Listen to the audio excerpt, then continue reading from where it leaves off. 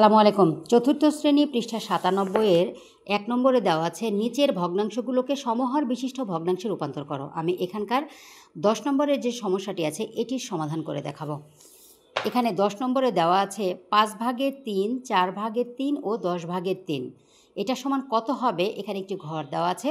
এগুলোকে এই ভগ্নাংশগুলো দিয়ে সমহর বিশিষ্ট ভগ্নাংশে প্রকাশ করতে বলছে। তাহলে আমরা জানি সমহর বলতে আমরা কি বুঝি? সমহর হচ্ছে সমান হর বিশিষ্ট যে ভগ্নাংশগুলো দেওয়া আছে এইগুলোকে একই সমান সংখ্যক হর সমহর বের হবে। যেমন এই সংখ্যার নিচেও একই সংখ্যা বের হবে, যেটা এই সংখ্যা এখানেও তাই থাকবে, এখানেও তাই থাকবে। তার মানে যে তিনটি সংখ্যা দেওয়া আছে এই তিনটি সংখ্যার নিচে যে ভগ্নাংশটি দেওয়া আছে এটা আমাদের কী হবে? সমান সংখ্যক হর বিশিষ্ট সমান হর বের হবে।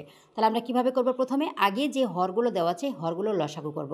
তাহলে ৫, ৪ আর ১০-এর লসাগু যদি আমরা বের করি, আগে এই যে ৪টা হর আছে, ৩টা, এই হরগুলোর লসাগু বের করব। তাহলে ৫, ৪ এবং ১০-এর লসাগু আমি এখানে করে দেখিয়েছি। ৫, ৪ এবং ১০-এর লসাগু হয় হচ্ছে ২০। তাহলে এখানে হরগুলোর লসাগু বের করেছি ২০। এবার যেই হর বের হবে এই হরকে আগে আমরা প্রথম যে সংখ্যাটি দেওয়া আছে এই সংখ্যার আগে কাজ করব। এখানে দেওয়া আছে ৫/৩। তাহলে ৫/৩ দিয়ে আমরা প্রথমে কী করব? যেই লসাগু বের হবে, হরের যেই লসাগুটা বের হবে এই লসাগুকে প্রথম যে সংখ্যার কাজ করব এই সংখ্যার হর দিয়ে আগে আমরা ভাগ করে নিব।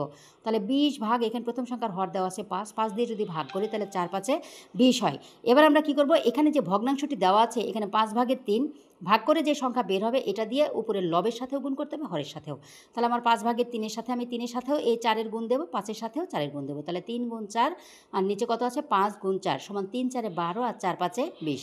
এবার আমরা ঠিক একইভাবে দ্বিতীয় যে ভগ্নাংশ দেওয়া আছে এটার একইভাবে এখানে যে লসাগু দেওয়া আছে লসাগু দিয়ে দ্বিতীয় সংখ্যার হর দিয়ে ভাগ করে দেব। তাহলে ২০ ভাগ দ্বিতীয় সংখ্যার হর এখানে ৪ আছে, তাহলে ৪ দিয়ে ভাগ করলে ৪×৫ = ২০। তাহলে সুতরাং এখানে আমার দ্বিতীয় ভগ্নাংশটি দেওয়া আছে ৪/৩। তাহলে ৪/৩ সমান উপরের যে ৩ আছে এই লবের সাথেও এই ভাগ করে যেটা বের হয়েছে তার গুণ করতে হবে, হরের সাথেও গুণ। তাহলে ৩ × ৫ আবার 4 × ৫। তাহলে কত হলো? ৩×৫ = ১৫ আর ৪×৫ = ২০।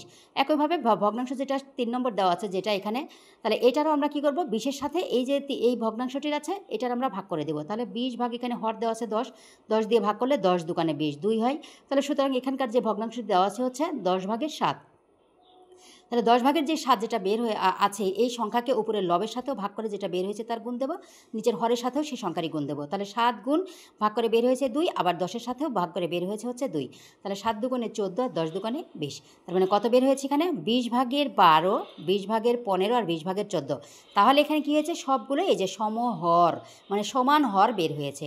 তাহলে এর সাথে আমরা এগুলোর কী বের হয়েছে? ২০/১২, ২০/১৫ আর ২০/১৪ এখানে সমহর বিশিষ্ট ভগ্নাংশে প্রকাশ করা হয়েছে। আশা করি সবাই বুঝতে পেরেছেন। ধন্যবাদ সবাইকে। আসসালামু আলাইকুম।